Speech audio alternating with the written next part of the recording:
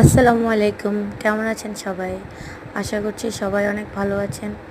এটা আমার নতুন রান্নার চ্যানেল।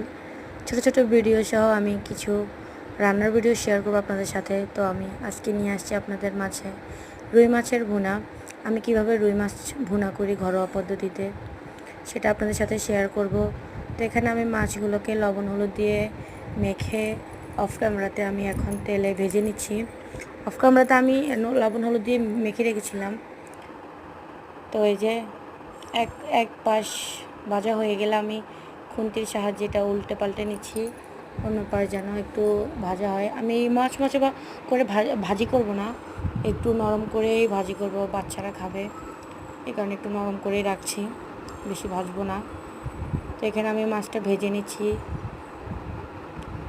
ভাজা পাশটা উল্টে পাল্টে নিচ্ছি। এই তো মাছটা ভাজার পরে এখন আমি পেঁয়াজ আর কাঁচামরিচ দিয়ে একটু নাড়াচাড়া করে নিব। পেঁয়াজ আর মরিচটা আগে একটু ভেজে নিব, তারপরে বাকি উপকরণগুলো দিব। পেঁয়াজটা একটু ব্রাউন কালার করে নিব। এই যে আমি নেড়ে নিচ্ছি মাছটা। এরপর আমি এখানে একটু হলুদের গুঁড়া দিব, তারপরে একটু রসুন বাটা।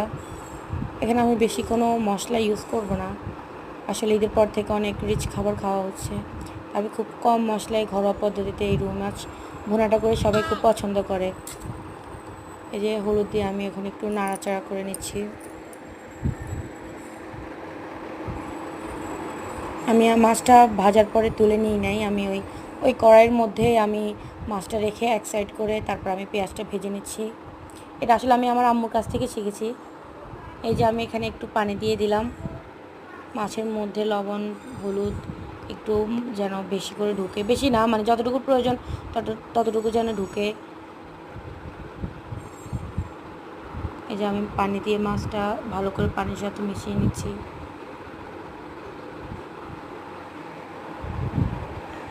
তো এই যে শেষের ধনিয়া পাতা দিয়ে নামিয়ে নিব।